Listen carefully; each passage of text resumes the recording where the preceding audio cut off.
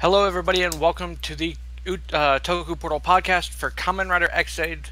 And I already started to screw that up. I am Vashi V, and I am here with...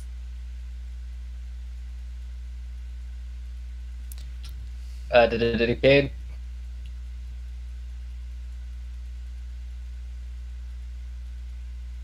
Drago. King?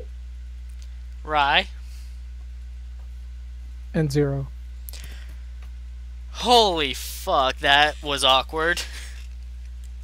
Well, this is the penultimate episode of Ex-Aid. What that means is that next episode will be the last one. So let's jump right in. People are being turned into bugster grunts, and Masamune has now fused with Game Deus and can turn into a giant monster. The riders can't exactly fight back against the bugsters because it's just people that have been affected. Brave is even being attacked by Kiria, who has turned and lost control of himself. Nico sees the mother and child that she helped in the hospital, and they have turned.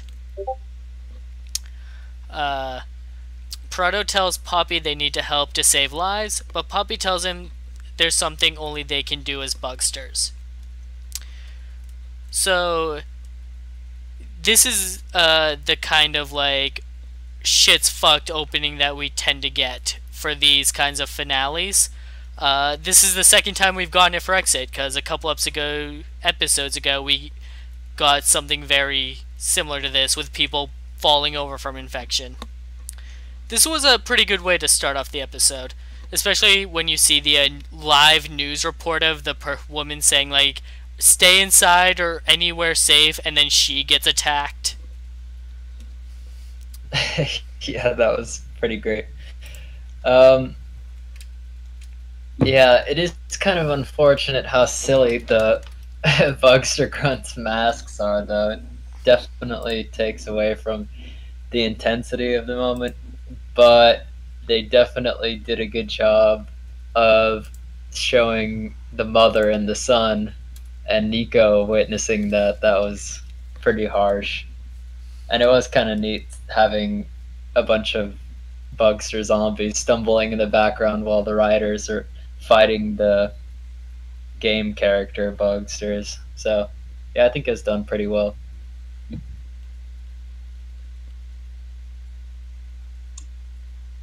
Those guys are creepy as hell. When you see that thing on the child, it especially gets creepier and creepier every time you look at it. I don't know. This is pretty funny as well, but still, it's creepy.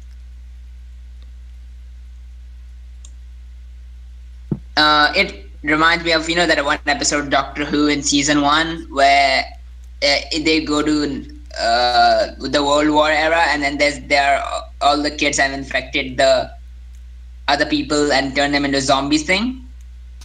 Are you my mommy? Yeah, that one. I will admit the chicken heads are a little off-putting for the tone, but it still does give a very cool zombie apocalypse vibe, and considering one of our riders is zombie gamer, fits. And I was a little confused about the concept of you kill Kronos, you kill everybody else, but I'm assuming that it's the Gendis virus completely overriding the human DNA, so I'm assuming that's what they're going for when they say that. I don't entirely know, but it was still a good first part, to me at least. It was a little bit of a clusterfuck for me, at least as a start. Like, this is what I'm used to at the end of a Rider series, just everything goes to hell. The longer I look at the general Bugster masks, the more I laugh. It's been an issue I've had since they first showed up in episode 1. They're just hilarious to me. Like they seem like the most unthreatening things ever. But just the fact that they're just taking over everybody, is just disturbing. As for a start to the penultimate episode, it's on par with what you would come to expect. Everything's going south. Strap in. Okay, so yeah, whatever. They're taking over. Something random like this always kind of happens, and like Ex-Aid, we've had this happen like 3 times. At this point, it's like, oh no, it's a pandemic. I'm like, so what? Like this happens like every 2 weeks. What's the big deal? As for what the hell? When did they say like, oh, you can't take out Kronos because that'll kill everyone? Like I didn't get that vibe at all. And Yeah, so I'm like, I don't know where that came from. Was that mentioned last week? no. No, I think it's it's a creation from this week. Okay, it might just be a sub thing. Which sub did you guys watch? RTA. Kiss Asian. Okay, so you're watching like 3 different subs at this point. Okay, whatever. Yeah, so like the ones we saw, it didn't have that, but I mean maybe in the final version it would have that, but I doubt it. So like the one we were watching, it's like there's nothing about them not taking out Kronos. So me watching this whole episode, I'm like, what the fuck are you doing? Like, we already beat Kronos and Game Deus, or actually no, we already beat Game Deus and like the virus subsided. Like, just fucking kick his ass and everybody would be cured. It's like, what are you doing? Well, what's going on is that they're getting swarmed by civilians that they can't fight back against. No, but- I got that part, but like Poppy's sacrifice didn't mean anything because like I'm like, what the fuck is the point? Because she's gonna die to save the civilians, and then Parados dies to beat. They Game can't Deus? get to him because they're being swarmed by civilians that they can't okay, fight back okay, against. They have 2 Bugster riders. They have 2 other Bugsters who can teleport. 4 people who can teleport. Okay. Actually, in the subs that I'm watching, it says that if you kill Kronos, then all the civilians die. Because game over, then Bugsters are dead. Okay, that's weird because yeah, I totally didn't get that vibe. The problem with that is the solution would have been the exact same thing as what they did. Is like beating Kronos or not, they're gonna beat Kronos anyway by the end of this episode, and it's like it's the same thing. Use the new fancy Gashat to beat fucking Kronos, and it's like, well, who gives a shit what anybody does before that because the end result is the same. Like, actually no, it would have been a better plan because oh no, Poppy fucking takes out Kronos or Game Deus, and then at least you have Peridot to take out Kronos with. Shit, at least one of them would have been alive to be useful, as opposed to what the fuck happened in this episode, which is like, oh well, they're not human, so we can't have them live at the end. It's Dude, like it's such okay. I like to. no, call this let me just get this out of the way because this is literally all I have to say about this episode. Which is like, all right, the only reason this could pass is if True Ending, which is the movie, is actually the true ending and like retcons the fuck out of this damn episode. Because if that movie does not fix this episode, then fuck this arc. Because it's basically ruined Ex-Aid. Like, it's not a terrible show, but like, it was a great show, and then this arc turned it into a fucking mediocre show because it feels like the writer just ran out of ideas. If the movie fixes this, then it's like, alright, I can't blame the writer too much because like, they're probably forced by Toei and Bandai to do this plan B shit because, like they had to write the real ending in the movie. Okay, go ahead, Drago. Okay, I like to call this a Roy Mute the Amazon situation. Roy Mute die because yeah, that's the whole thing. It's the exact same shit with the Roid Mute. It's like, okay, Hart didn't need to die, like at all, and then we killed him because he's not human. And like I'm like, all right, this show is smarter than Drive. They're not gonna do the same thing with the Buckster. It's like, oh no, well, the Bucksters Okay. aren't human. Here's the thing.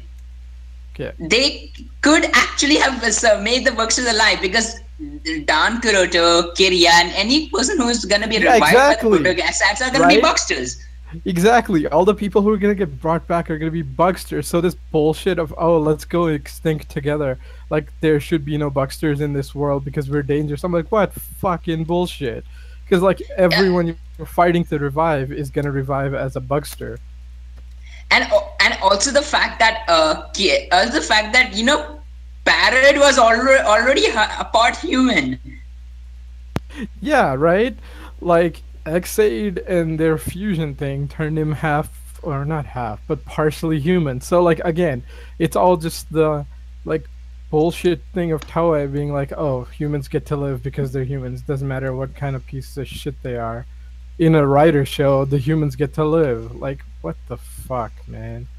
Like, I hate this fucking type of storytelling in writer shows. It just ticks me off to know it. Like, fucking Cougar did this, and that kind of annoyed me too. But it showed that like that was a dumbass point of view, and like you really don't understand what the fuck you're doing in Cougar, and that worked. But every other time they do shit like this, and I'm like, you're full of shit. Like there's a ton of evil humans in this world, or evil.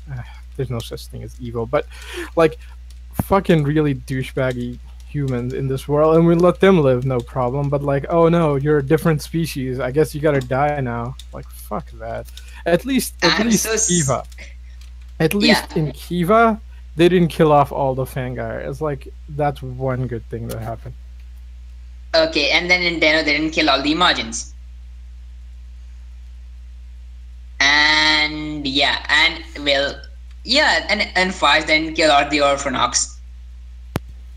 Well, they're basically all dead. Like the only reason they live is because they had to tell this. Okay, the only Orphanac that's alive is Kaito, or not Kaito. You realize that's wrong, right? You realize that like all of the remaining Orphanac at the end of the series lived. There were no remaining Orphanac. Yes, there They're were. all gonna die. There were. There are a few of them. Okay. Here's the thing. There's no cure for the Orphanac degeneration, which means they'll all be dead within a year. That's the whole point of the Orphanox, is they were not a sustainable step up in society for humanity. It's like it was unsustainable. So even if they lived, they were all going to be dead in a year. Where is that coming from? It's at the end. Like in the final arc, you figure out that the Orphanox are all going to die because they evolved too quickly, so they're unstable. That's why like the remember that shit at all. Yeah, and like the last 3 episodes of Faiz are basically Faiz season 2, and this is one of the shit that happens. I just remember them talking about how if the Orphanaut King gets killed, then they all die off. But no, the Orphanaut King was needed to stabilize the Orphanox, and he lived. And then he died. And that was... No, he didn't die. He lived. One of the Orphanaut pulled him out of the wreckage. He lived at the end. They're like, I'm going to use you to make sure we live. Maybe. Yeah, I think I still think the conclusion was the Orphanox are all dead. Because like... but isn't Takumi also an Orphanox? He's still alive. Yeah. Takumi is super alive, bro. Okay, Takumi is super dead because he died twice. Alright? The implication at the end of Faiz is Takumi did his fighting and he's gonna lie down and drop dead. And that's basically what the ending one. And that's why like in Kamen Rider 4, where like oh man, his name's not Kaito, but Kengo.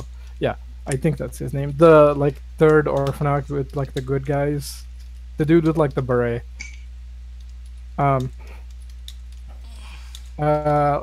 He has the like leather jacket snake thing going on in his Orphanaut form. Right. That guy, like when they're talking in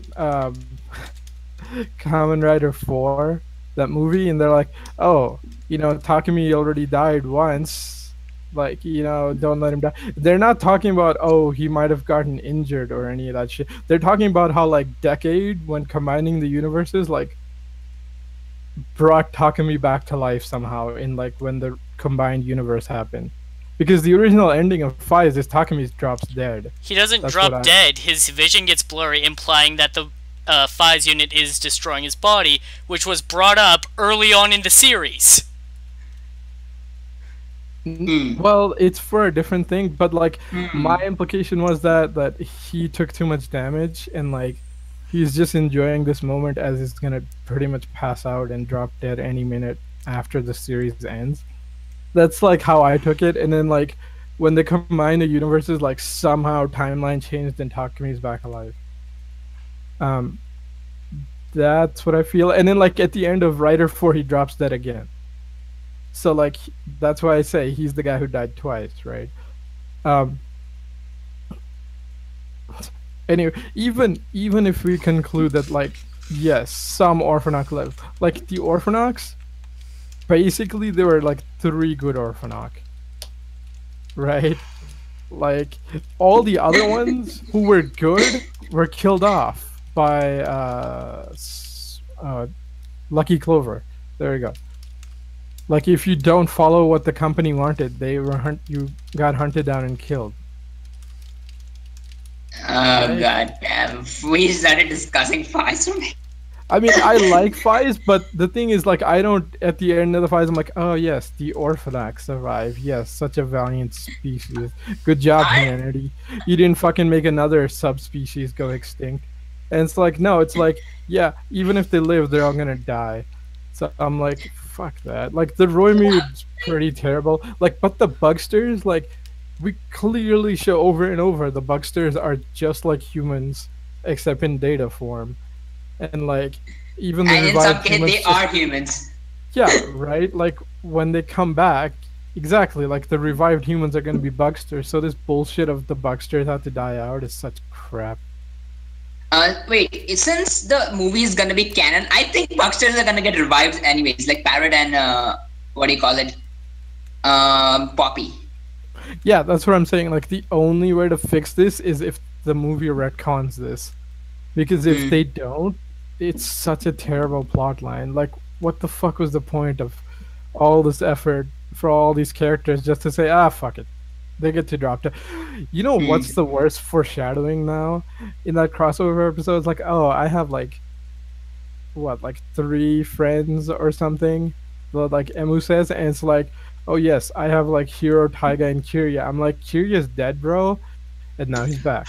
But like, no reference to Poppy because I guess she's a Bugster, so she doesn't count. It's like, fuck you, such nonsense. Anybody else got anything to say? Because this is pretty much all I had to say about this episode. Okay, yeah, this kind of things piss me off in Rider. Why don't they do a Zuhojo where they just hang where the humans and the other species become like a one coexisting unit, and if just saying in case Rider and Sentai are in the same universe, you already have animal people / furries living in the planet. What is wrong with bugs? Yeah, I know, right? Like, you have those guys, you have like spirit vampires, you have like, oh shit. You have 2 undead living. Right, 2 immortal undead, people. like how many cybernetic beings at this point? Like a couple of mutants, maybe from well, not Black. Yeah. Maybe RX. You have Imagines. Yeah. But right? they're traveling time travel, but still they must be like going there. They must be hanging out in the real world as well, right? Right. At some point, like in this crazy world of Rider and Sentai, even if you said, well, you can't just hang out with the normal people, I'm like, so what? Build them a fucking holodeck, put them in another dimension. Like, Wizard had an entire side episode where Decades showed up and we had alternate riders and shit in this weird yellow crystal dimension. Okay, I'm like, those weren't alternate riders, were real riders that were summoned, at least according to what people. Yeah, but the dimensions still exist, right? Yeah, like it's a you could tell paradise. The Bugsters to go live there; they'd be fine. Yeah, or Bugsters since Bugsters and humans are basically almost the same species, you could just ask Dan Kuroto to like or Emu to reprogram all the bad parts of the Bucksters, like the infection part, and then just continue living. Yeah, pretty much, right? Like, what the fuck? That so pissed dumb. me off. That pissed me off too. Even if they saved even if they saved only a couple, like let's say we just saved Peridot and Poppy, because like, okay, Graphite, he said, nah, I'm not gonna live as a human. Fine. The smaller, lower level Bucksters, they're gonna have to kill a human to evolve. Okay, fine. They're game characters. It's cool. Like, what the fuck? Like, there's no reason to kill them. Okay, especially because, like, then you live, like, let Dan and Kyria live. Like, it's no problem. I know, you're letting Dan, a psychopath, live. I mean, we need him for the movie. That's why we live, but still. But you need Parrot and, wait. We know Dan can, I guess if Dan there is gonna use Dan to revive him, or maybe, like, something like that. I mean, the whole point of this episode where like Poppy's dying is like Dan's like, you don't have permission from the game master, and like he has no idea how to bring them back. So he's just reverted back to being like the kid who wanted to save his mom again. I mean, like, that was a good-ish moment if it wasn't for everything else that stupidly happened in this episode. Like I had no sympathy. Like, oh, there was good acting moments. I'm like, yeah.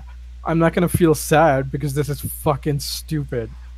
So I actually felt sad in the beginning, and I actually shed a tear. And when they killed off Parrot, I'm like, no. Yeah, I was pretty much like, you know what? Fuck you, Shell. You can have my anger. You're not gonna have my sympathy because of this shit. Like, any of you guys got anything to say? I don't really want to drag this on longer than it needs to be. But for the most part, I tend to disagree with some of the things you've said.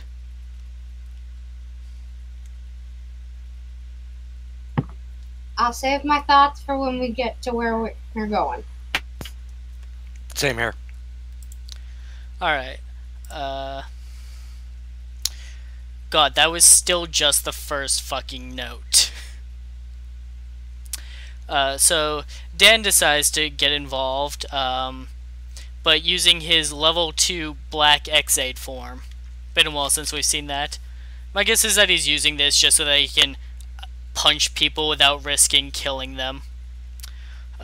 He gets knocked over by a mysterious red and blue rider, who tells him that he's a bad rider.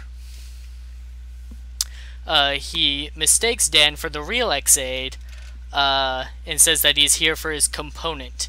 Dan gets mad and attacks him. The rider says that he doesn't believe in violence, but switches to a Gorilla Diamond mode to fight back. He easily overpowers Dan and costs him a life, bringing Dan down to 3. He realizes that this isn't Ex-Aid, apologizes and walks off. Dan asks who he is, and he says that he is Kamen Rider Build. And as far as next Rider cameos go, I thought this was a pretty good one. It was short and simple. Didn't really need to do much else, I would say. In the past, like, they've had like the new Rider fight a monster for the current one.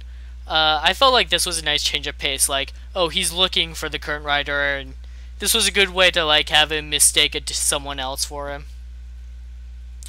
I think Build's gonna be good. Yeah, it definitely brings a lot of character development right off the bat. I mean, you see that he's a pretty curious guy. I mean, obviously he's some sort of genius, and then he's a bit scientist. Yeah, he's a bit silly too when he finds out, oh, you're not Ex-Aid, sorry, I'm out of here. So yeah, he laughs about it too. Yeah, he's probably going to be pretty fun. I was a bit confused as to why we have another heavy puncher for a second form. I mean, but this is way more aesthetically pleasing than Gekitotsu Robots. and it has a defensive capability as well. So, and I love, yeah, those colors are super nice, and the way that the eyes are designed to be representative of the form, yeah, it's pretty sweet. I'm like, I totally give this form a pass for being another heavy puncher. One more thing I wanted to add. I love that his base form is a rabbit theme. Yeah, that's pretty cool. Because rabbit for jumping and then tank. Because rider kicks it to happen, and a tank can't jump. And so yeah, I really like Build because he's a pretty cool rider. I think this was a nice change of pace since Shinosuke, Takeru, and Emu, who have been, and even Kota, who have been generally good guys, and then these guys, this guy seems to have a bit of an attitude compared to them. I like him. I fucking love this fight. Oh my god. I love the forms. I don't care what they have. He's a little bunny rabbit that has a tank. I love it. I love how he's like, Kurato's saying like, I'm a god. He's like, oh my god, I'm so sorry. I didn't mean it. And then he just walks off, doesn't give a damn. And like you said, he seems like a really funny guy. He's got a sense of humor to him. Like, he's like, you know, I'm actually a pacifist, but screw it, might as well. And I'm curious to see what that clear bottle is, the one he had for Ex-Aid. I know it's going to be the Legend Rider one. I was about to say, it's the Legend Rider thing. But I am excited to see how it ties in, and he's so awesome. I can't wait to see Sento in, like, person. Okay, explaining the clear bottle is, it's basically what the more enemies he defeats, and then he fills their power in the clear bottle, then he can get access to new forms. Yeah, he was gonna do the Legend Rider thing for Ex-Aid with that. Okay, that makes more sense. I fucking hate Legend Rider forms, but that's irrelevant right now. I really liked Build's cameo in this. It's like I like when they don't do it during the last episode. It was refreshing because nobody expected it. Because the past couple of years, it's been the epilogue episode that the next rider shows up. So for them to do it an episode ahead, it threw everybody off, and it made it seem fresh and unique.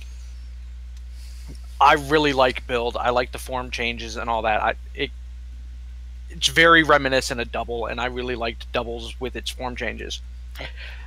But his base form is red and blue, and he's a smartass when he fights. He's basically Spider-Man. And I'm okay with that.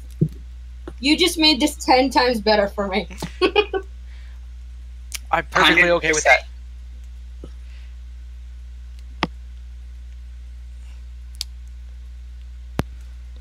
Okay, I guess it's my turn. Yeah, his suit is nice. Like, Build, I don't know. I'm not super on board with Build yet, but like, he wasn't terrible. Yeah, nice low-key cameo is pretty good. Like, I think the best one is like Coast and...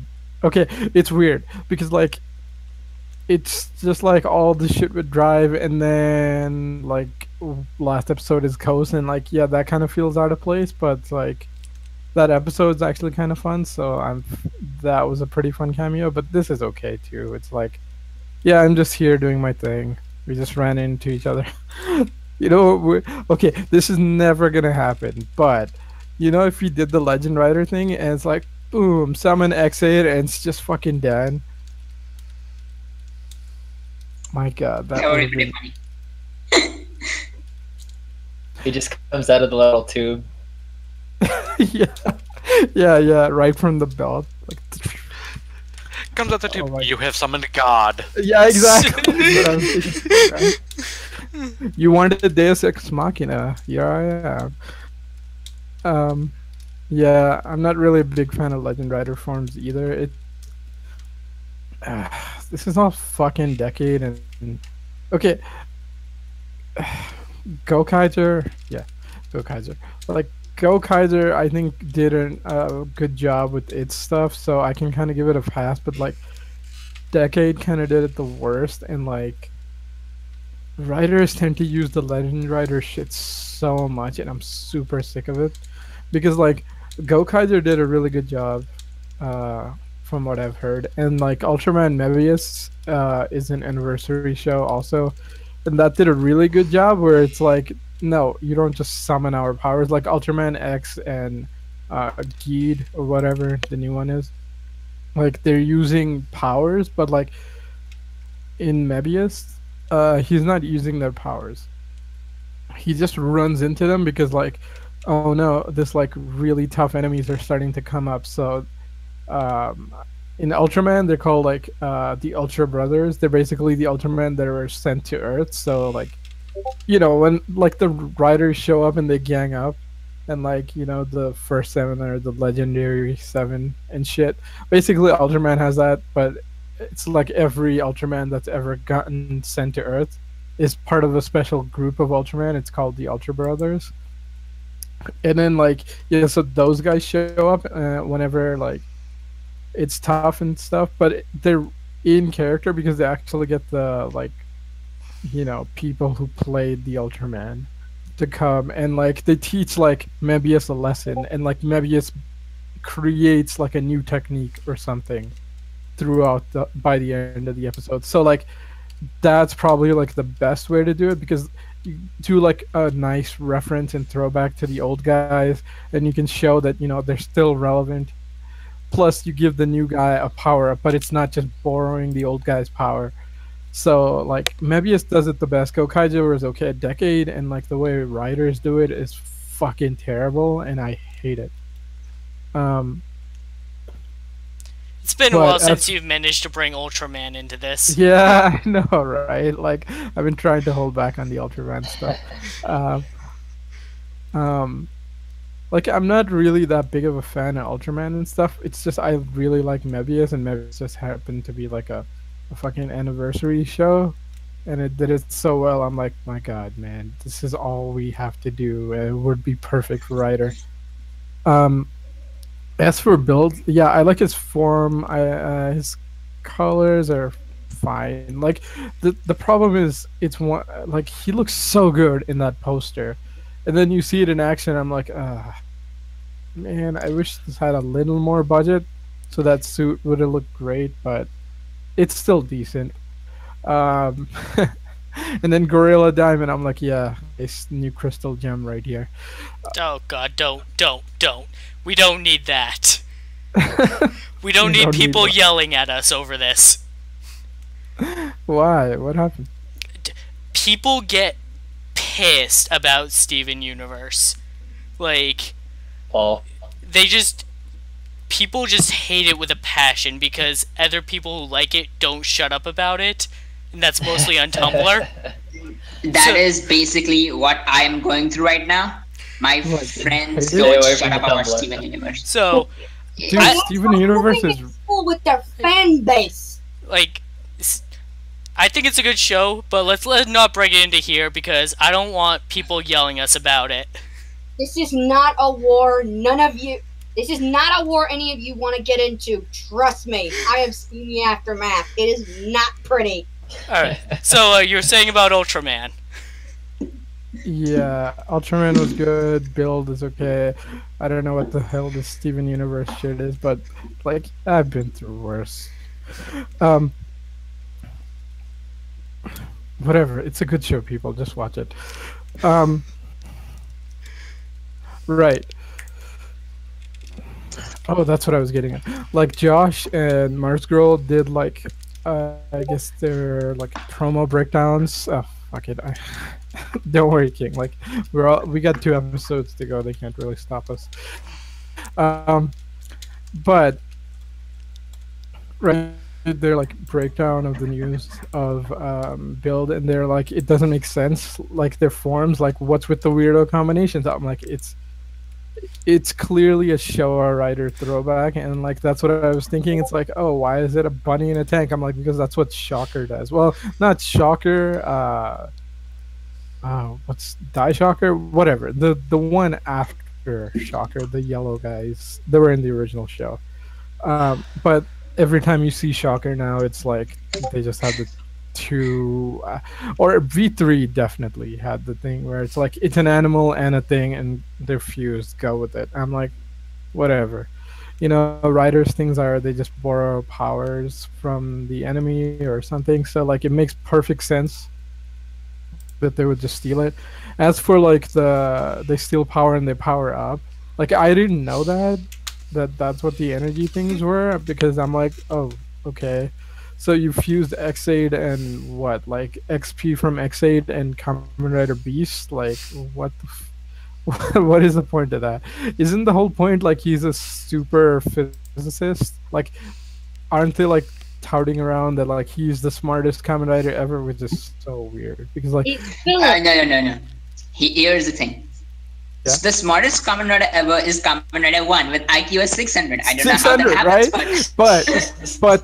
But then like Philip cheats because he's just fucking Earth Google, because he's got like the Gaia memory system. He's got the entire knowledge of the world. So yeah, he is all near omnipotent when it comes to Earth knowledge. He is right, Wikipedia. Yeah, and then legal stuff too. Yeah, I mean, and then the other problem is then you run into like all the other weirdo powered riders. It's like, okay, you could be the smartest rider ever, but like, how do you fight like Ghost fully powered up or Wizard or Gaim? Like, you don't. You don't, right? Like that's the smartest move, and it's like making him the smartest rider ever. It's like, why does he need this title? Like, previous writers haven't needed titles of, oh, we're this great thing, and plus I have a rider belt. It's like, what the fuck? Like, if you're gonna give him the, I think it fits. And he made the rider belt, so you can't exactly be an average physicist if you're trying to unlock fucking Pandora's box. I don't know, man. Like, average physicists fucking figured out magic, and that's how Wizard happened. Right, like if you wait, what? Yeah, Wizard's magic is based on physics, advanced physics. That sounds cool, but is it though? No. I mean, Wizard's first intro is super cool, where you're like, oh, you see all this science shit and like the merge. It only happens in the first episode, and they're like, oh, well, magic is just random science or whatever that's been lost. And I'm like, okay, that's cool, but like they remove that intro as soon as the first episode's gone, and it doesn't come back till like much later. And it's like, yeah, the reason why this guy knows how to build this magic shit is because he was a physicist. I'm like, that's not how physics works, but okay. And how come nobody's figured this out? Well, they have a department called Department Zero, which covers shit up. I'm like, that's cool. Are we ever gonna use them properly? No. And I'm like, wait, so you have Foundation X and Department Zero, and Wizard, like, wasn't Wizard in like a fucking movie with Foundation X in it? The Forza one, right? Yes. Forza what? Wait. No, wait, that was really? those. Well, no. Only. Yes. If Wizard's first cameo in the Forza movie, Foundation X was in there. From Foundation X. No, they weren't in there. No, Foundation X was in that movie. They just didn't do anything. Okay. They made the business deal. They made a black market deal at the beginning for the fake switches, and those are the things that Wizard is fighting in his cameo.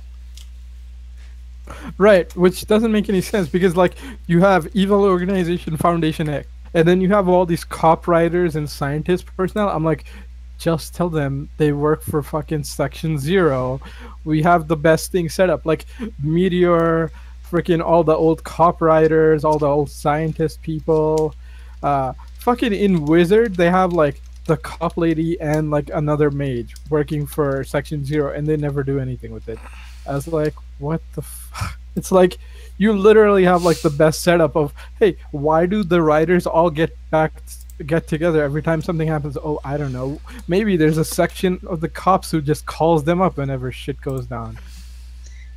You know, and it's like, why doesn't anybody know? Because they cover it up. Like, there's your perfect explanation.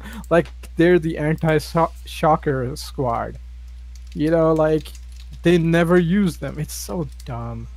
That's my problem. Like, build looks cool and it's got good ideas, but like, my problem is like, it's gonna go halfway and it's gonna dump all the cool shit for just being generic writer.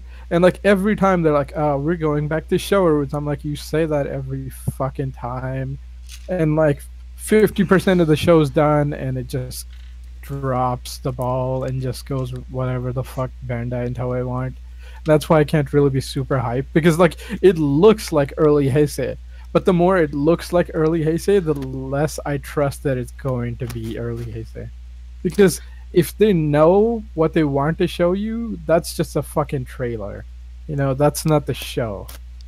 They can cut it any way they want. Okay, so we're 43 minutes in, and we've only talked about 5 minutes of the episode. Yeah, because the rest of the 15 minutes is fight. I have one small thing to add, Zero. Wizard is very easy to beat. All you have to do is eradicate plain sugar donuts and kidnap Kiyomi's actress. Okay. No, I mean like power. Okay, like dude, there's like 5 or 4 other mages in Wizard. All right. Isn't there a planet of mages? Yeah, there's a whole planet of mages, but that's a side universe thing. It doesn't count. I mean, it's really fucking awesome. Go watch that movie. Like, if you've never seen Wizard, just watch that. Just one thing. Watch Wizard in Magic Land. You never have to watch Wizard. It's fucking great. It's basically like the Paradise Lost of like Fies. Like, Fies is good. It's got plot problems. Just watch. That's all you need. It's like, that's what Paradise Lost should have been the setting of the main series. No, it would have cost too much money. No, but it would have been good, assuming they had an infinite budget. Look, man, they can't even go one episode without a fight. Like, standard, generic writer fight. Like, they wouldn't be able to afford. Like, Paradise Lost is a good setting, but, like you need downtime in Paradise Lost. Like in Fies. Like, 30% of the fights in Fies, you can just fucking get rid of. They're not needed. Sort of in Blade too, but like there's nothing in Blade. It's like 30% filler. Right. Well, we should get back to Ex-Aid though. Yeah. I mean, I've said everything I have about Ex-Aid, so I'll let you guys just go on. Okay. I only have 3 more notes. They're just really long notes. So Ex-Aid is considering using the Mighty Doctor's Double X Gashat to cure everyone.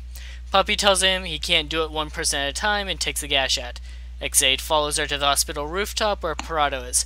She explains that she can inject the Gashat into herself and spread its data over the city to cure everyone all at once, but this would also take her life. Ex-Aid is super against the idea of her self-sacrifice, but her mind is set. She wants to help, she wants to do something, this is the thing she can do. So she injects the gas into herself, and her body turns into data that spreads across the city. It works, and Poppy gives one final message to everyone close to her. And this is based off of the translation I watched. Emu, protect their lives and smiles. Hiro, don't eat too many sweets. Kiria, don't tell too many lies. Taiga, treat Nico kindly. Nico, take care of Taiga. Dan, don't cause trouble for people. Make games that will make them smile. Dan actually has to fight back his tears, asking Poppy how she could vanish without the permission of the Game Master. In terms of killing off a main character, throughout the different Rider series, this is one of the better ones. Just the way that she gets her final message into everyone, in the way that Dan, this narcissistic asshole who hasn't valued anyone's life is actually like, but no way, you're kind of my mom though. Like, wow. I thought that was great. Yeah, I always thought since they brought Dan back and they fleshed out Poppy's origins that they had a really interesting relationship and character dynamic, and I thought this was a pretty good way to tie that in more and conclude it. But it just doesn't have as much weight as I would like it to, because obviously from the movie, Poppy's alive. So Yeah, the movie spoiler. I wanted to feel sad, but it's like Poppy and Parado are still alive in the true ending. So The movie spoilers did ruin this a little bit, but it's still sad that she dies. oh yeah, definitely. And Dan's reaction was pretty on point. I liked it a lot. Drago? Yeah, on Twitter, basically, Dan calls Luka Matsuda his mom after the episode, and that was pretty funny. The Dan is the guy who plays Dan, and then the person who plays Poppy. Hey, that's pretty funny, and yeah, I actually cried this episode. I curled back this scene was really powerful. And it wasn't like an asshole, because I think around episode 10, Graphite did the same thing when he injected his Dragon Hunter Z Gishat and spread virus all across. This is only on a wider scale, just using Poppy, and after that, the people got cured. That was, I think that was really emotionally powerful scene, at least as far as good goes. The actors portrayed their emotions well. Especially Tetsuya Iwanaga, the guy who plays Dan, he had a really good acting, and even the person who plays Poppy. I really like how the scene ended. I didn't like how Parrot died, but what can you say? But at least this scene was pretty powerful, even if it was spoiled for me that the movie is gonna be canon. Maybe they might fix it in the last episode, like how they did with Philip. So, yeah. Maybe, yeah. I did cry when this happened, despite the movie spoilers. I really didn't care very much about that, because it still had an impact to me, I think. Like, and saying you can't die, we still haven't fulfilled our promise. Her just giving her final words, and even just seeing everybody being cured from being chicken heads, it was still really bittersweet, because even though we got Kiria and all those people back, we lost one of the main points of this entire show. Like, she's been an integral part of this from day one. So the only two let me say the only two selfless characters in this show were Poppy and Emu, and one of them is dead. I understand that, but it was really hard to see her go, and if they do fix this and what happens next, I will be really grateful, but if they don't, I will honestly be shocked, especially with the movie coming up. But I guess we'll just have to wait and see. I did like this part, though. It really had an impact, and like I said, tears were shed, I won't lie. Well, you're making me want to shed tears with that speech, like... Right, like, despite the movie spoiling the fact that Poppy and Parado still live, this scene still holds so much fucking weight, if only for the way that everybody acted that scene out. Everybody's reaction to realizing that it was Poppy that gave her life for all this. Even Parado reacted to it like he was shocked that it happened. And then, you know, the fact that literally here we are 2 episodes away from the end and they're going to kill off people. What is this, Ryuki? Yeah. It's something that doesn't happen very that was a often. good reference. It's something that doesn't happen very often in Rider, where... Because usually by this point, all it is let's defeat the final boss and that's it. Everything's all hunky-dory at that point. Okay, Vashi, like, literally, like, almost like the last couple Riders, like the second last episode, some important, like, hero character dies. Ghost. Who has died? Who has died? Do we really need to count Ghost? Dude has 5 deads hanging over his head. Okay, I was going with, like, the main character was fucking dead. Yeah, right. I was gonna say, like, it happened in Double, it happened in fucking Drive. O's. Dying. It didn't happen in Forza, though, because that one was more friendly. Stupid fucking close. I mean, okay. Let me say this thing. Wizard? The country had a tsunami. Yeah. They don't need more depression. Yeah. Well, yeah. Wizard, they almost died, but, like, Nito was too badass for that shit to go down. Basically, that's what happened. Koimi died. It's not the second last. Oh yeah, shit! I forgot that the last episode is fucking Gremlin and oh my god.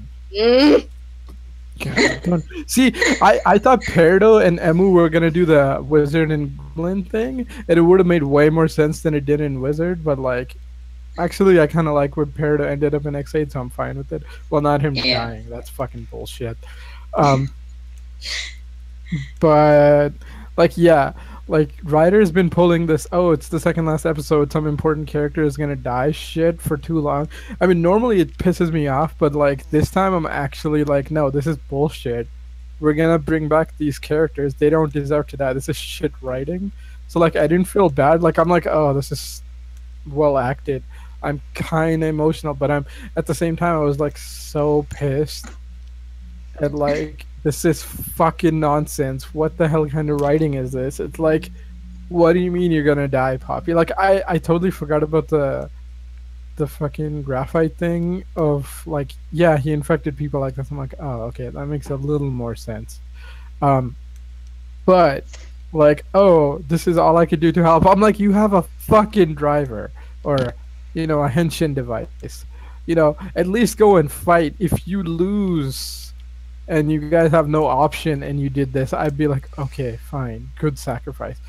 But this is like, oh yeah, Emu, too bad you couldn't think of a good plan, you know, you guard and fucking liar over there, you know, couldn't think of a better plan, and super gamer over here, you know, so I just gotta go kill myself now because that's the best play. I'm like, fuck you, this is bullshit. Like this whole thing of, you know, I'm the ultimate gamer and all this shit, and like, you know, we gotta work together and we'll figure out a way, and I'm buddy die, I'm gonna change fate. I'm like, all this fucking talk, and at the end, what do, main rider? You sit there on the roof and cry like a little bitch while, you know, your fucking friend dies. He tried to talk her out of it. He didn't try hard enough. That was a bullshit plan. Alright? Like, fuck that. I'm like, I'm more pissed. Maybe it's like, oh, you know, like the steps of acceptance of death, and I'm like, I just got to like the anger phase, and I'm stuck on that because I'm not accepting this shit. Okay. Well, you're certainly not denial. Okay. Yeah, Drago. Okay, the one thing that pissed me off actually isn't the death. The one thing that really pissed me off is when Poppy said that Bucksters are threat to human beings. Yeah, I know, right? Like, fuck that.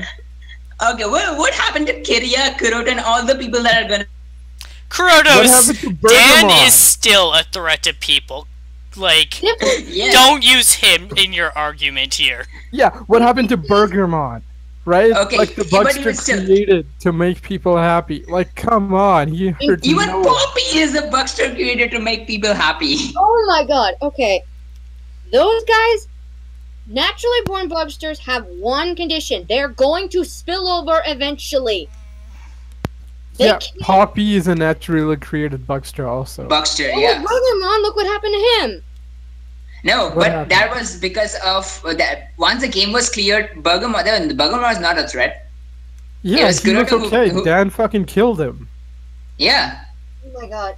But there's always a chance of that spilling Oh, over. Yeah. Yeah, Okay, should okay, we just okay, kill every single human? Because there's a chance that, like, one day they might all go over the edge. Like, You know what the these fuck? guys better than I do. You know for a fact that if those two come near each other, they're going to fight, yes? Who? Oh my god. Okay. Kenzaki and Hashi. Yes. Oh, we're talking about Blade here? I thought we were talking about, like... I'm trying to compare it to this because there's a high chance that the bugsters that were born bugsters, there's always a chance that even if the game is cleared, they will still fight. I don't care what game they're from. Okay, they have a level 99 guy who's a game genius, right? He can hack anything. I'm pretty sure. They have a scientist who's Kiria. Who They made have them? the guy who makes the goddamn games, Kuroto. And What they are- have a guy who can change them right back. What are we arguing about? Okay, The yeah, fact that we're this arguing the... is pointless. Okay, okay, sorry, go King. I'm sorry, but Hoppy doing this, she knew that eventually, at some point, this could have been her being an enemy, or Pallid being an enemy, or any one of those fucking bugsters being an enemy. She did that because she did not want any of that to happen because of her. Do you see where I'm coming from here? No, this is stupid. Because we had an entire arc of, like, the biggest bugster bad guy, you know, Peridot, becoming a good guy. Like, the And writer put an also- entire arc. I wasted my fucking time sitting through the show to watch it. If you're gonna waste my fucking wait. time, I expect better than this. Okay, here's also another thing. They also did the same thing with Poppy, like, Poppy being a bad person and then turning good. Like, there was an entire message about bugsters not being inherently evil, and it's the creator who made them that way. But Yeah, it's plus also she was because they brainwashed are at that evil. point. She was brainwashed. She was more gone than she has been. And Okay, she and if still you- wouldn't kill. Again. What? Sorry. You know what? I'm not gonna make this go on any longer. No, I'll- man. I mean, if you got a point, fucking fight for it. Yeah, Yeah, and you have that's a true. point too. You fought for it, but I don't want to drag this any longer. Whatever. Okay. Sometimes excess writing pisses me off. But I can't be mad at this episode. Okay, Vashi, I don't think you got to finish what you were saying. Vashy. Stupid mute button. It was pretty much just that Poppy felt that this was all that she could do. Well, yes, she could transform in all that. It's the same reason why she took the Geshat from Emu in the first place, because doing it one by one would take too long, and it would never cure the pandemic. Because when you get the idea is you cure one, there's 50 more that have already been created. Kill another one, there's another 50. And So- then what can you say about the people getting infected again? I mean, it depends on how whatever dumb ex machina thing they decide to do for that. If Okay, they do just Like, go they that could route. literally lock down this whole city. One. And two, every fucking bugster we've had in this show has been shown. You beat the bugster, their effect goes away. Like, Peridot does the exact same thing. Poppy didn't need to die. Because the entire thing would have been hey, look.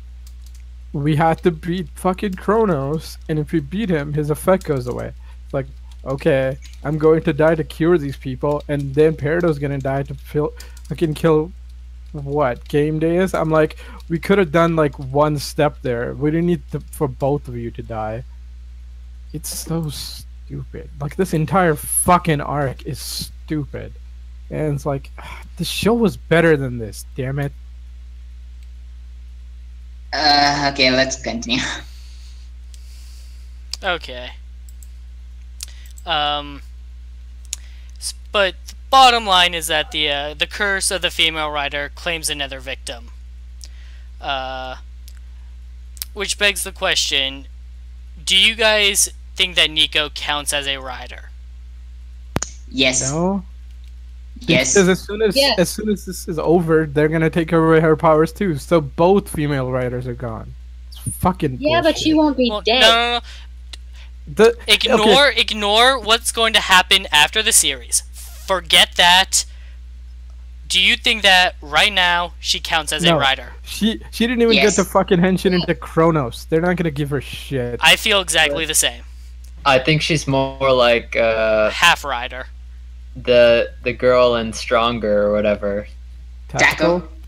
Yeah, that's kind of electric wave human. how tackle. I equate her. Even half a rider's still a rider. I say yes. No. Nah, I say yes Well, too. I think that if she No. counts, then any ride player would count. Yeah, that's the name. Like Uh, any ride player, any ride trooper. You know, like we can go on and on. Like Wizard's any mage. entire planet. Excluding extras and people we're never gonna see again. That fair? yeah. No, because she's never gonna show up again. And like she doesn't. It was just a vote. I don't think we need to actually argue about mean, this. Yeah. I just wanted to get that point out there. It's just Okay. sad because they're such good characters. They deserve to fucking keep their forms. You know? Like, more than fucking Dan. Right? Like, he gets to have multiple forms, multiple belts and shit. And I'm like, right, cool, you built the shit. But, like, you don't need to have, like, Dangerous Zombie, Genom, and fucking, like, level 0. Like, you have 3 forms. It's bullshit.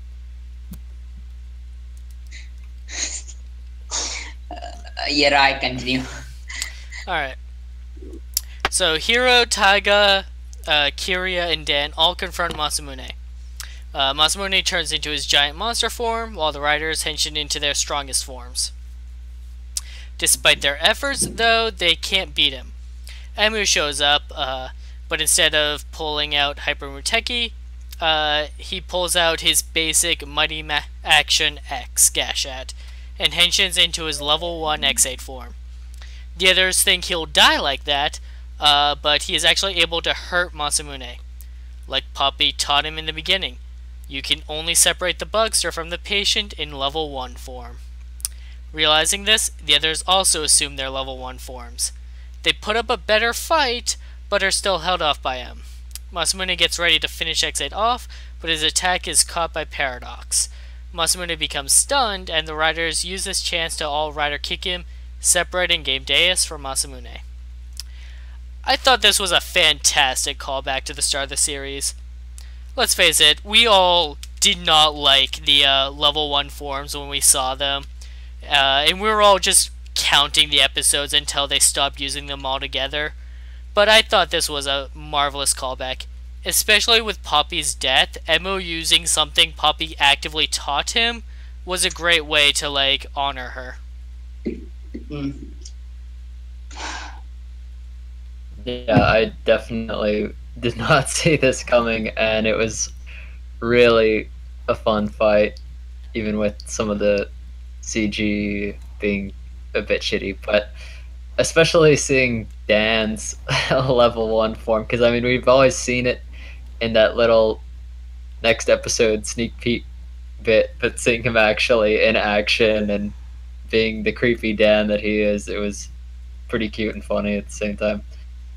I mean, And yeah, seeing them all seeing the chibi rider kick was pretty funny too. The thing is that the one thing that redeemed this episode from the fight sequence, it was the best fight sequence in Ex-Aid period, at least, like as far as fight goes, because it was funny and it was like really good at the same time with how ridiculous it was. Seriously, you got this giant monster and you got this little white chibi fellas fighting it. And that was pretty funny. I'll never get over this fight. Continue. Thanks. I adore this fight. It was so awesome. The start of it with the strongest forms I thought was cool. I loved the chibi forms fighting. I loved all the little callbacks, like him running away from the boss to get the advantage. I loved them using all their level 1 catchphrases. I loved Tiger turning into a bullet. I loved the snap Kidia made. It's like, we have to fight him together, you know? And Gan's like, very well. He actually agreed with me. I loved the 5-way rider kick, chibi or not. That was awesome. And Pallid, of course. The stun was the finisher that they needed, and I did appreciate that they used him this episode. What happened after, I will get to. Like, this was a great fight. Like I said, I'm with Rai. When I first started this series, I couldn't stand the level 1 forms because it was just short and fat, and it was like, okay, where's the writer at? Like, I thought this was a video game series, not an anime one. But like to have it brought back for this, it was awesome, and at least it made sense with the explanation that he gave. That version of Game Diaz Chronos was basically just a virus outbreak. How do you defeat the virus? Level 1. It's literally what it was explained to him in the first episode of how to do it. And Second something episode. that second episode. And it was something that's been overlooked for 90% of the series once they kind of got past introducing everybody. There have been very, very few outbreaks of the virus itself. And especially since Chronicle started, that's literally been pushed under the rug. So for that to come back, it was a nice touch. Seeing Dan still do the zombie motions in chibi form was fucking funny as hell to me. Give that suit actor a raise. Yes. Hopefully it's the same suit actor that does his actual dangerous zombie form, because he needs a raise and he needs one now. And a promotion. Yes. All in all, it was a great fight. I mean, like Decade said, some of the CG was very terrible. But this is Rider. We've come to expect that. I ignored that. Don't pay mind to the green screen right there, okay? Look, it's a game show. It was a game screen. It works fine. Yeah, it was just a game screen. Just They could have ignore broadcast that. it on the news. Ignore It that would've chord. Like, dude, they should have just broadcast that part as like, oh, why does it look all weird CGI? It's on the screen. All right, it's fine. It would have been a perfect thing. Whatever. like it would have been a perfect cover for the bad CG. Yeah, Like, plus yeah, it would have you're tied into the whole watching a video game. game. Yeah, exactly. Right. Don't worry, BioShock 2 Remastered just downgraded into BioShock regular BioShock for a minute. No worries. Oh my god. Okay, you made that callback. I was gonna go with the hey newscasters, you fucking mixing up Assassin's Creed in real places again. But That actually happened, by the way.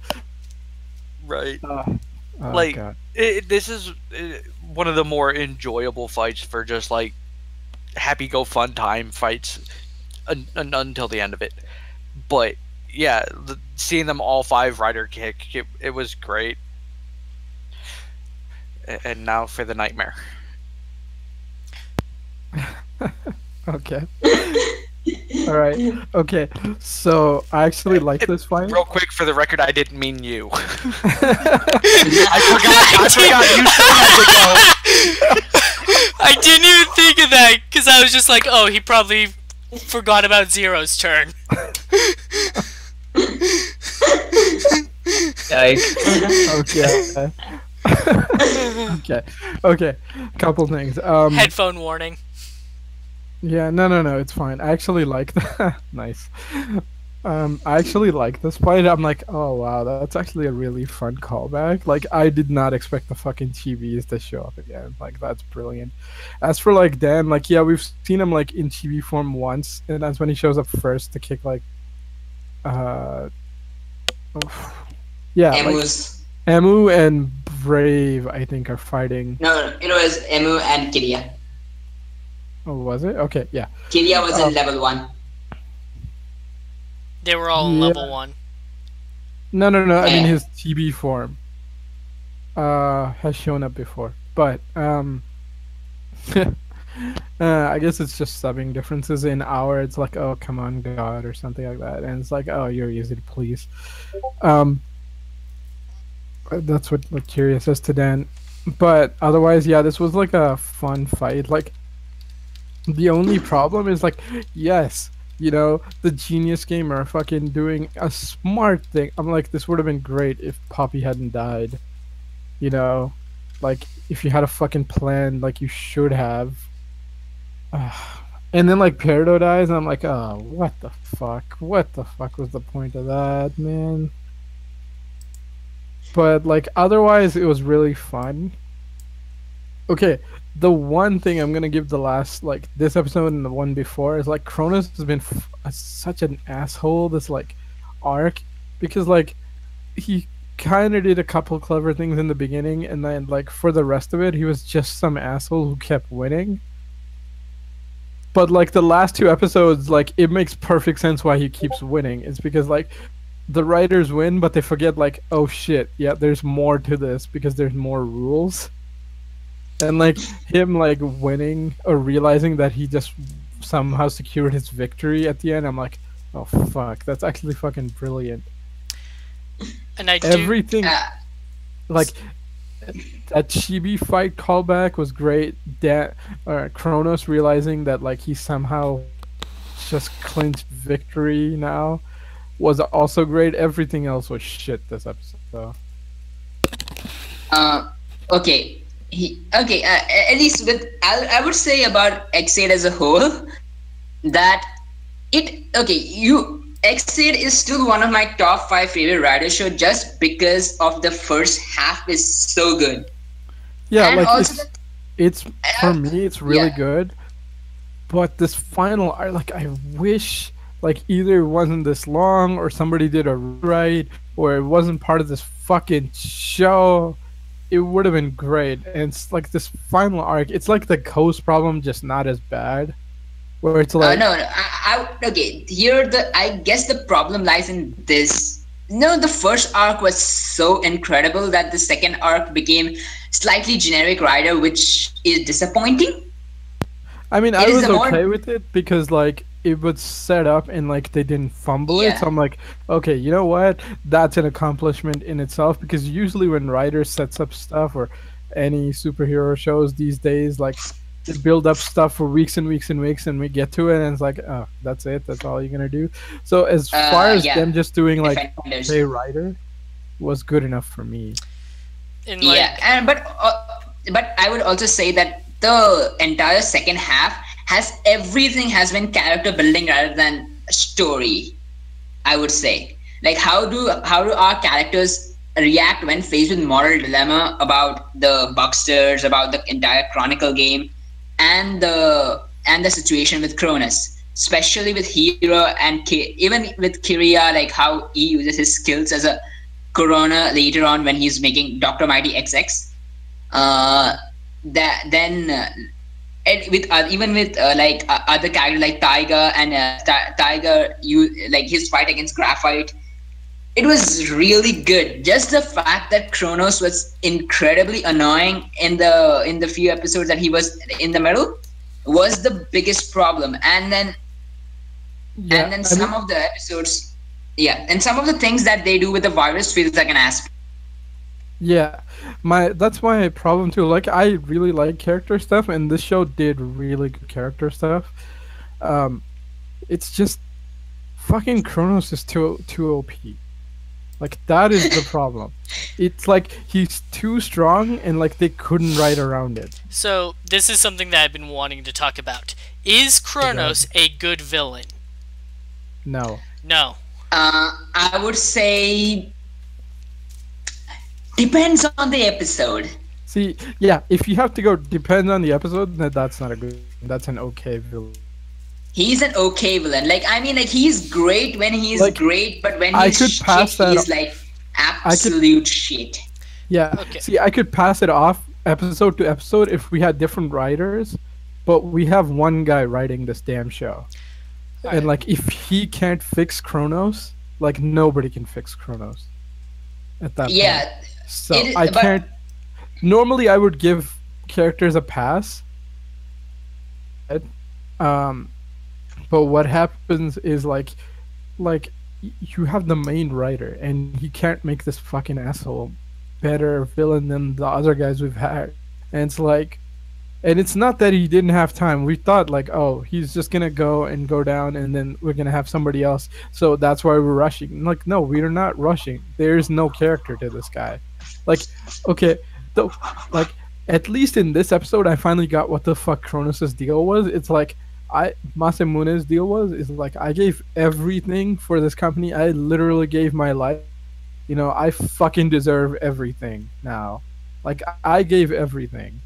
So Yeah, he even therefore- went to prison for his company, so yeah, it does make sense. exactly. Like, he gave literally everything, like his life, his fucking career, like his reputation, to profit. So at this point, it's like, hey, my company's succeeding. I deserve to get every fucking benefit from it possible. So like, I finally figured out what the fuck his deal is. I'm like, yeah, it's a good thing we're like one episode from the end, you know? Like, it would have been nice if we had this shit going in. As for like, you guys should talk about Kronos too, but my final thing is like, he doesn't feel like a final villain. Like, okay, if you wanted to make him like aloof and dangerous, at least Terror and Double did that. You know, like, he's a dangerous motherfucker. Like, he's not super strong or super threatening, but at least, like, you know, limit them and do them well. Like, that was a good use of it. Like, White Wizard, like, that's a powerhouse. Like, you cannot stop that guy. Like, if you want to do a powerhouse thing, do it like that. But like, Kronos is like a fusion of both of them, and he sucks ass. And like, White Wizard isn't great, but like, he's better than fucking Kronos is.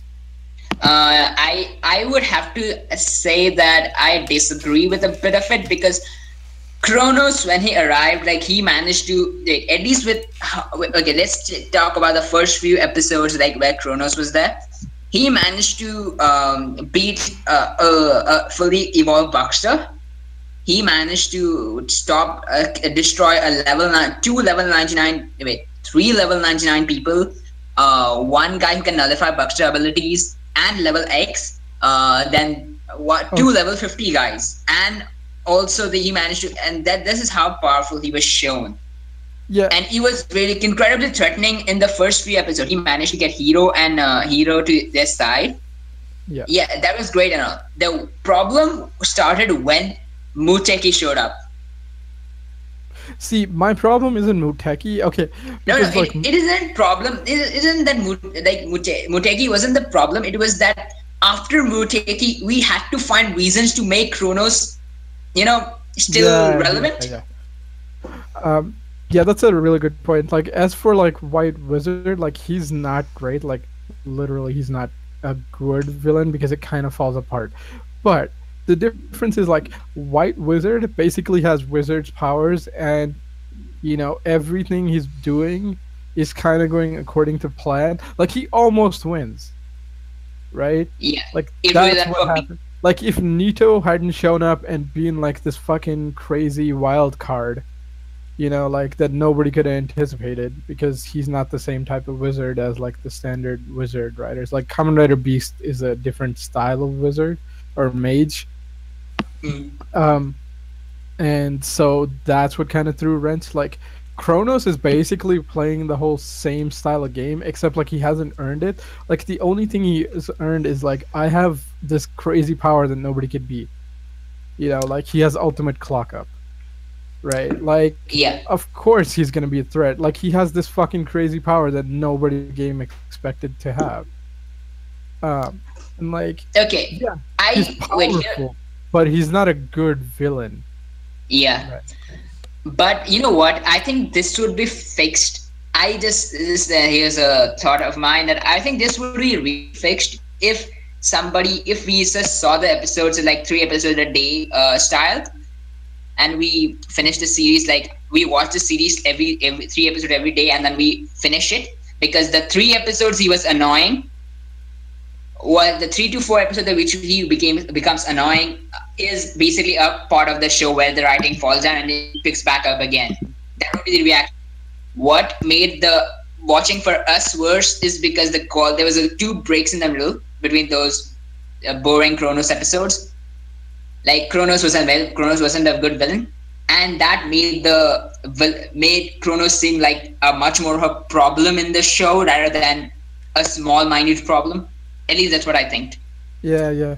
This kind of reminds me of like Graphite, because by the end of Wizard, like Graphite's the final, not Graphite, Gremlin's the final villain, and you're like, what the fuck, Gremlin? Like, really, bro? And then like you're like, and then they have this like philosophical discussion where like, why are they fighting? Because they're literally opposites, and like, where the fuck did this come from? And it's like, because you watch it like week to week, you really don't notice it that much. I mean, you notice it a little bit. But if you watch it like back to back, it kind of makes more sense. It's still not great, but it makes more sense. So yeah, I can kind of see that, but like that's the argument of, oh, skip a couple episodes, it gets good then. I'm like, that's not a good series, you know? No, I'm not saying skip a couple of episodes, because the couple of an episode which Kronos was annoying was great, because with other characters get development in that episodes. Just the villain was boring at those. Yeah, here's my problem. Like, if we moved Kronos to where, what's the arc before this? Kamen Rider Chronicle, like Peridot's arc.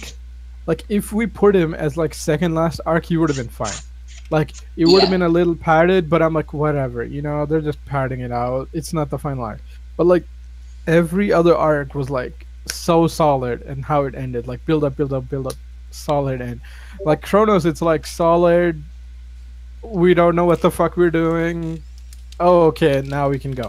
And it's like, man, this is your final arc. Like, this is what people are gonna remember your show at. This is what you want to end your show with? Come on. Like, it's the anti-Kiva problem, where it's like Kiva's like final stuff's not great, but like the last 5 is like solid, like fucking gold. You know? You guys, please talk. I was actually like getting ready to cut you off. We've heard a lot about why Kronos isn't a good villain, but let's hear a bit in his defense. You want me or Decade? Either one, really. Yeah, you can go ahead, King. You sure? Yeah, for now. Okay. Well, I mean, I know that Kronos is a little on the fence with this arc, to put it mildly. But, I mean, like you guys said, they had to find a way to keep him relevant. But who's to say that they didn't do a good job at that? I know the writings can seem a little bit like crap, but hear me out. This guy, from the get-go, none of us expected him to be Kronos. None of us expected him to be even more insane than his son, considering what he did. And none of us expected him to even be relevant after Muteki, because you can't beat invincibility. But they did. They constantly kept him up, even before Muteki. He beat the guy that was keeping him from being in his company easily, even though he was supposed to be the immortal guy. He had both factions in line with a snap of his fingers, easily. He was able to persuade two of the strongest and most well-known, in my opinion, before Muteki. He had Hiro eating out of the palm of his hand. He had Kiria fighting against the Bugsters easily until he swapped back. This dude found ways to fuck with them every step of the way. And now he's fucking Gemdeus with Kronos, which before Muteki was supposed to be the 2 most strongest characters in the game. Now combined, even Muteki had trouble. And this dude can't die in that. So okay. You just gave a character sheet, not a plot line. But I do agree he started off really strong. It's just those middle episodes that killed him. But continue, King. I can see how that'd be a little. Yeah, the middle episodes weren't his best work. But I mean, he may have started out great, and the middle may have been a bit of a cluster, but so far, I think there are certain levels of insanity, I think, that is taking it too far. Kuruto takes it too far. His dad, I don't think, does that, because you could argue that at the very end, the Gem Disc wasn't helping much, but this dude hasn't. He's faltered, I'll admit, but he keeps picking himself back up. And it's a villain that finds new ways to grow with the heroes, I think, that really shows that you can be a competent villain, you know? Like, I'm not trying to say he was a good character, he really wasn't. But as a villain, he kept finding ways. It's what villains do. They find loopholes to win. He did that repeatedly. Okay, that's a good trait. It's not the best trait for your final villain because, like, that just means your final villain is dragging shit out. I guess that was because build wasn't ready yet, or maybe like because first what I've heard was that Ex-Aid was gonna be 40 episodes long. What? That's madness. No writer, like 40 or 42 or something like that, and then they had to stretch episodes or something. outside of decade, no writer has been that short in like forever. It doesn't make any sense. Okay, yeah, maybe it doesn't. No, I expected last 2 episodes to be like a build thing, like, you know, they introduce the characters. So thank God isn't that. I am enjoying the last 3 episodes. That's fine. But even so, with all Ex-Aid's problems, even if like some of the things that they do seem like an ass pull in the last arc, most of the things that they do in the entire series has always been consistent.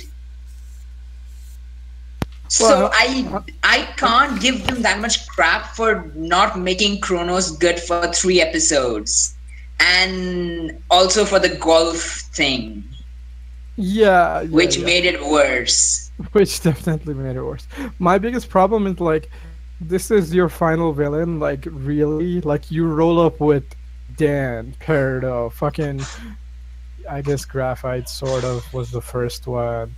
And like, yes, and who's your final villain? Evil businessman. I'm like, what is this? Unless you're going with Frieza, I don't want to fucking hear this shit. But I wouldn't fault them for it. If you watch it like if you binge watch it like how generally like 5 episodes a day or like 3 episodes a day that way, and then you finish the show, then it isn't that bad. I would say the Chronos being a bit bad because you get a lot of character stuff from it, and even the last battle, at least episode 44's battle, has been great, and Chronos has won literally every time. Like, seriously, the Parado died and Chronos is like, I win because Emu can't transform. Yeah, I know. What? That was brilliant. But my thing is like, okay, he's a good like middle boss. Like, I can't see him as the final boss. That's the problem. Like, okay, White Wizard, I can see him as the final boss. 1986 King, yeah, I can see him as the final boss from Kiva. Like, all the fucking early Heisei ones, right? Like Hajime. Okay. Hajime was a great final boss. That's a movie that doesn't count. Okay, you know what? Even if he was the final boss, that would fit. You know what? It would fit. Like, yes, this character is deserving. Whereas, like, Chronos shows up and he's like, really? This guy? Like, this show has been so good. Like, this is your ace up your sleeve. Like, your final play is... Oh, yes. No, here's the thing. Yeah. I actually expected them to, like, go, but Dan being like, haha, I tricked you guys all along, and then... Yeah, that's what I was hoping too. at least I would be okay with that because I'm like, all right, Dan, you're a piece of shit. Like, I'm okay with you dying a second time for this. But like, wait. or I feel that they were trying to do that, but Toe is like, no, because he's a really popular character. yeah, he's too popular now. Well, no, because we set up his dad in the Christmas episode, and Dan wasn't popular then, so Yeah. yeah. I mean, I think they had this plan. It's like, okay, Okay. Kronos' problem is like, he's like, it's literally he's too strong, and that's what's fucking him up. Like, Yeah. because he just keeps having to become stronger, and it's like, you were OP to begin with.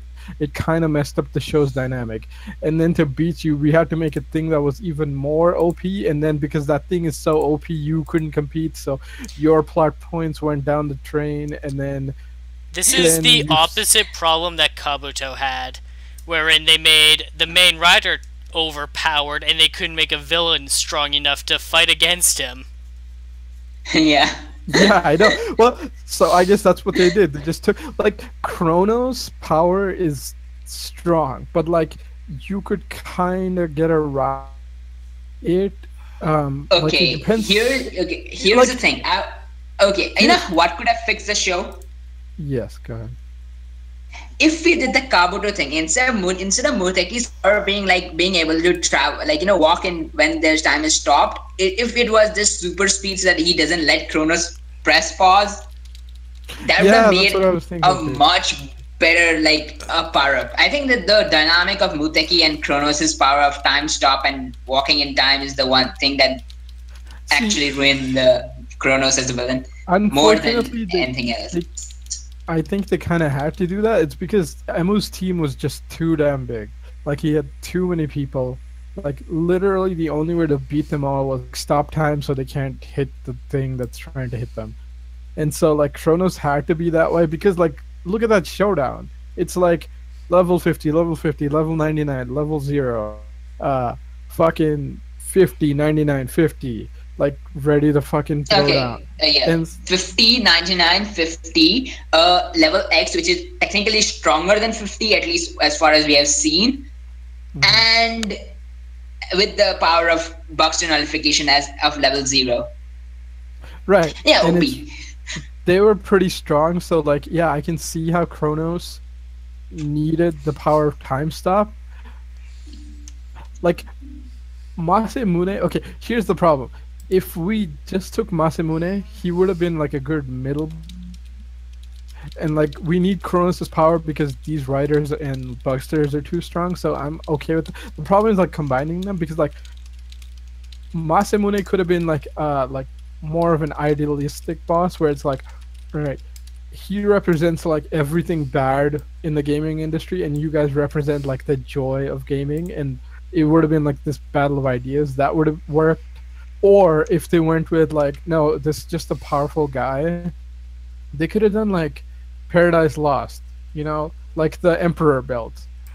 It's like these fucking dangerous things in the shadow. Very few people know if they exist. Like, the only thing we can do is to fucking find and like get the damn belt away.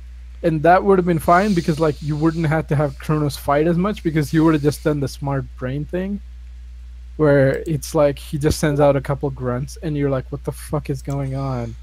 Like, where is this guy? Like, because every time you'd get close, he'd just time shift away, right? And like there's ways to fix Kronos. It's just like, this is not the best. Like, Decade, Vashi, I'm sitting this one out. I'm done. Yeah, I'm super done, but you guys are not saying anything, so I'm just having to ramble here. Well, we Anybody were actually jump waiting in? for you to finish rambling. Okay, go ahead. Does anyone else have anything to say about Kronos? I would just say that his all power dynamics aside, it's just the problem is his character is static. Static.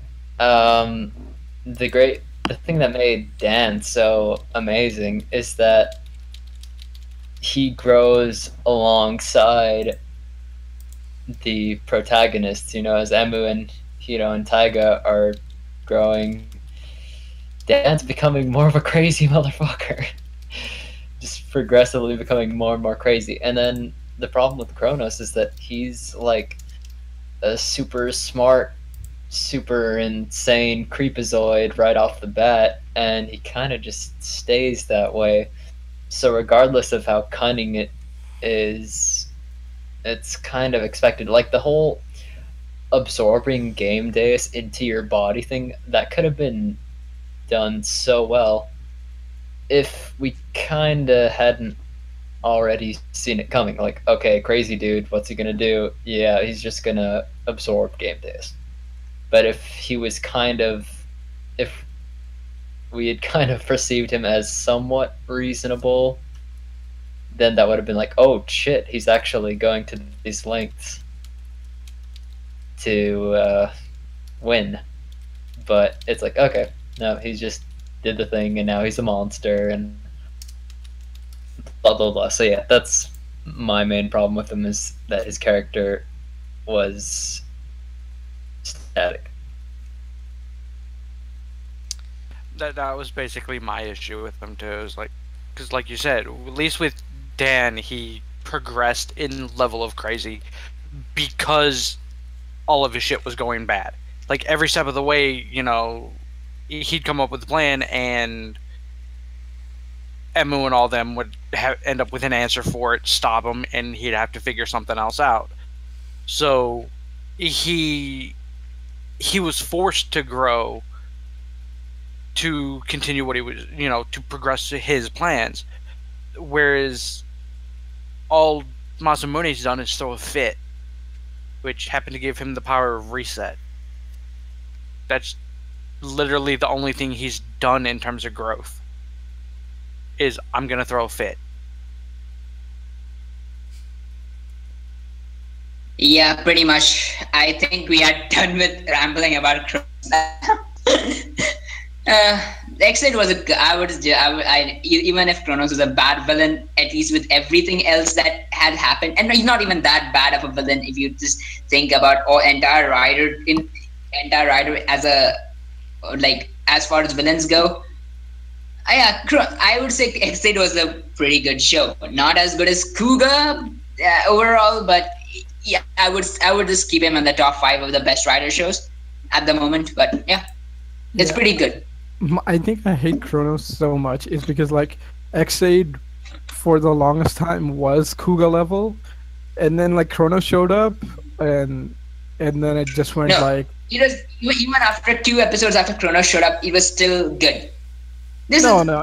I mean, like his character arc and all. Yeah, his character arc was just shit. Dragged the show down, and like basically he's not good enough to be in this fucking show. That's my problem. Like that's why I hate him so much. It's like the show could have been one, like the new great one, and then this final arc killed it. Like it's not terrible. It is not the final arc. It would just be the one villain killed it a bit. Yeah, I know, but the thing is, like, people remember how shows end because most people don't go back and watch the show, right? And they're gonna remember Ex-Aid as that. Yeah, it was fun at the beginning, it was solid, and then it was shit. Like how they remember Ghost. I don't want that to happen. Like my biggest fear is people are just gonna remember Ex-Aid as another Ghost, like not as shit as Ghost or shit, like quote unquote. Like Ghost isn't that terrible. At least as far as public reception goes, nobody is mad about Ex-Aid. Like as far as I've talked to people really love Ex-Aid even till today. Just some, at least with some people are just like us, who just it's called the issues. TVN forums. Like Jesus Christ, man! Like they are so ready for Ex-Aid to be fucking done. And I'm like, even I am actually waiting for Ex-Aid to be done because I no. I mean, like so much to like. They're like, oh, this show is terrible. I'm like, what the fuck are these people on? Like, I am hard on the show, but like, I still think it's one of the good ones. But like, I was reading the forum post. I'm like, what? Zero? No, okay. Yeah. Okay, so Zero. As hard as you are on this one episode, I saw people being this hard on the first arc. But the first arc was like almost perfect. That's no. People were being as hard on it as you were on this episode. Like, that's... I had to stop going to the forums because of it. It's like, there's too much negativity here for a series that I'm liking. Yeah, No, I mean, okay, here, I'll just tell you something about the entire ride that I have issue with. It's like, people are just, there are like three factions of Rider coming. They're the Showa purists.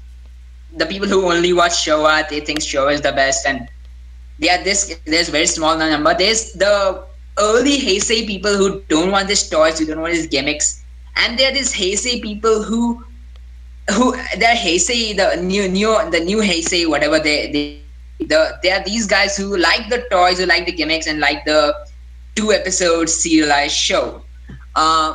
So what the thing happened is, after Gaim especially, they kind of started dropping the 2-episode serialized thing, so the new fans aren't that happy with it because it's too serious for them. The old fans aren't happy because they still have the toys and gimmicks and stuff. And the Showa purists are, whatever, they like Showa. yeah, I agree. Like, that's a major part of it. The other problem is, like, most people can't critique worth shit. Like, I like to fucking ramble on. It's because, like, I want you to know exactly what the fuck I'm talking about, because, like, I don't care if you have a different opinion. I'm like, this is what I'm saying for this reason. That's why I have to, like, constantly explain the fuck out of it. It's not for you guys. It's for just generally when Personal I, like, satisfaction. no, I'm not doing it because I'm like, yeah, this is awesome to hear my voice. Like, I really don't want to fucking talk this much. It's more like, look, person, generally when you read shit, like, most people don't consider the context. Okay, either what this is, which is like, you know, a kid's show, kind of, or like a Toei show, or a Kamen Rider show, or this is what a character arc is, this is what a character is, this is what a scene is. Like I try to consider most of it. Like, okay, I'm not doing a pure analysis where I go like scene by scene, because we tried that. It's like 2 hours long of me just talking with notes. It doesn't work. It's not fun. Yeah, alright. Whoever the fuck was here for the... Okay, I know it was Rai, right? For the Amazon episode 1 and 2. Yeah. God. Let's Let's not make that mistake again. Yeah. And the thing hey, is, look, like, we're at an hour 44. yeah. Like, the rambling is important because it's... I'm trying to give you exactly, like, hey, this is not right, and it's because, okay, this is a bad character because he didn't do this right. You know, it's not like, oh, I don't like this guy. It's like, no, I don't like this guy because he's ruining a good show for these reasons.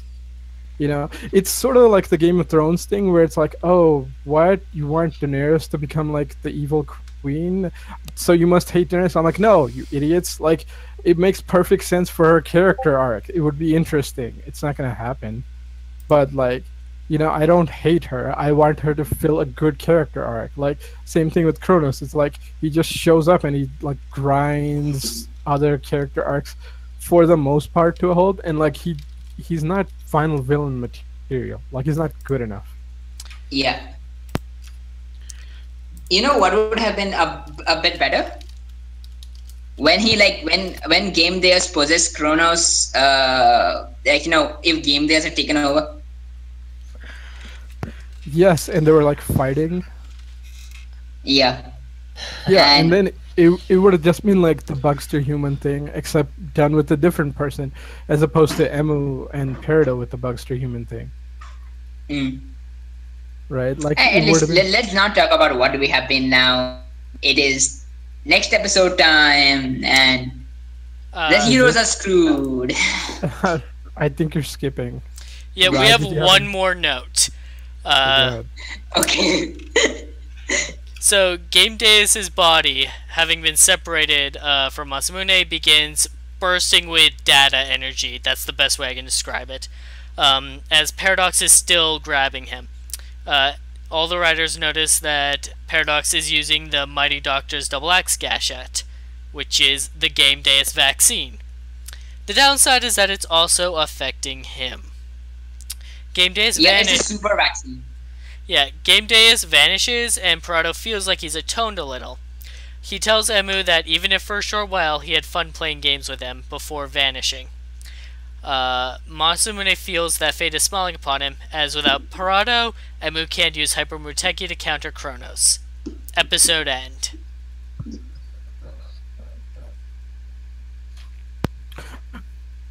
Okay, we are done. We gotta talk about this. No. Yeah, I just have one tiny point. You guys can go. Like, couldn't he save Poppy and Peridot the same way he saved Peridot that one time? No. Because Poppy at least dispersed into data. Parado could have been saved this way. If Parado had just tossed the Gashat to Emu had caught it, inserted in his whatever weapon, and with the key slasher, and then just slash Kronos like he did in the first time. Emu tried to go and grab Parado and save him. He just wasn't fast enough. He hesitated too long. He hesitated. As for like Poppy, if she just got infected with like a new Bugster strain, can't just like Dan just make a new Gashat to store a new Dwarf Mifa? Like it's just I think a new he's gonna version. do that. But she's already gone. No, I know, but if they fucking planned it out, like she wouldn't have to die. It was very spur of the moment. It is very spur of the moment, and I don't blame the characters for doing so. But yeah, at least I think they since Dan's mom is in the in the Gashat, right? So couldn't he just recreate Poppy? Yeah, pretty much, right? Like, can he just recreate his mom? Yeah, even then, like, what the fuck? Wait. I would. Then there would be this argument of the AI thing. Where if they're the same Poppy or a different Poppy. I don't know. Is this the same Dan? Is this the same Kyria? Like, who the fuck cares? They're close enough. It's better than them being dead. This is like a type of philosophy that we probably shouldn't get into right now. This whole is the clone the same thing? Kind of like. We can do a different podcast about this. This one's just gone on long enough. Yeah. I just wanted to say about the scene that I liked it because it makes the whole Emu pretend killing Parado seem a bit more genuine, because you can see now that it was more like a tough love thing, that he had kind of respected Parado and didn't want to just get rid of him. He wanted him to be on his side. I mean, when you see how concerned he is and how he rushes over to Parado to save him, it definitely makes that whole twisted arc of Emu being all edgy seem more genuine and real. And not just like, what the fuck was he doing back then? Now you can see that he had some strong feelings towards Parado, even though he was his enemy. Yeah, it could be that, or it could be just like Poppy just died, he doesn't want to... Still not forgiving him for doing that shit. Also the fact that he's a doctor, his job is to save lives, and he has been doing a good enough job, but yeah.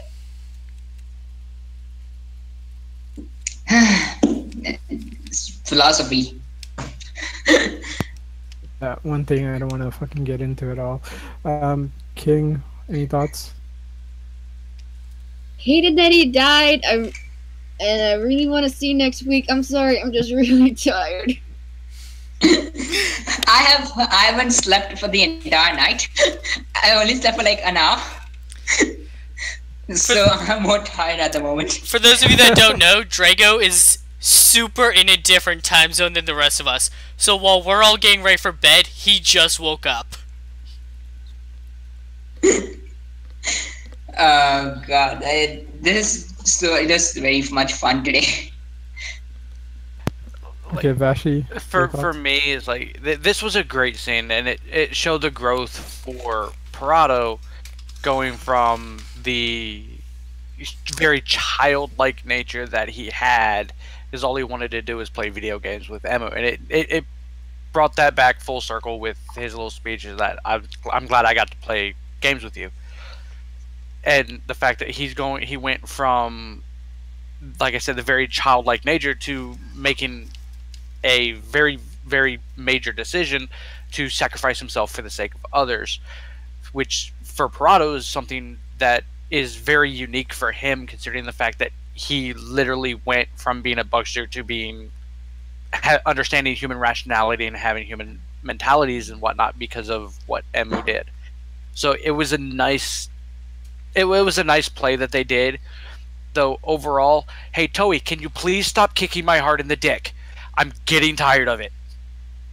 So 4 fucking deaths this season. And while one of them was an asshole, I'm getting tired of it. Stop letting me get connected to people and then killing them off. Like Game of Thrones. Well, it depends on which season. Let's not get into Game of Thrones. I was joking. Okay. Let's talk about something else. Have you guys seen Defenders? No, Yes. no, I mean, let's not get into this. Let's I end the have 1 episode to go. podcast. It's actually Oh, pretty shit. good. It's actually Yeah. pretty good. Let's end the podcast and then get into it. Thank you. Yeah. Let's go. Okay, real quick, are you looking forward to the final episode? Yes. Yes. I'm looking forward to build using 2 Legend Rider forms at the same time, considering each one is 1 bottle. So if he can combine Legend Rider forms and use like O's and double at the same time, that would be pretty badass. Just stack the belts. I just want to see them cheat and do Ichigo and Nigo. It's just different. It's just different colored gloves. No. That's it. The stripes are different too. Nigo has 1 stripe. Okay. Use Agito and Kuga at the same time. Oh my god! Fucking finally, right? Like, goddamn, where's Yeah. that Agito Kuga? Okay. Like every time Guys. they show up next to each other in Zero. every crossover. Zero. What? I'm sorry, but we're all tired. I know. I'm just saying they show up next to each other and they do nothing. It's so stupid. Yeah. Next episode. Come on already. Okay, I am looking forward to the finale of this series. Like Zero said, this final arc has been mostly downs, not a lot of ups. I'm hoping that it ends on a good note here. With that being said, that's all for this week. We'll see you next time for the finale of Kamen Rider Ex-Aid. Peace. Bye-bye. We took too Bye, long. guys. See you guys next week for Q Ranger podcast on Tuesday or the finale of Ex-Aid next Wednesday. Alright, see you everyone.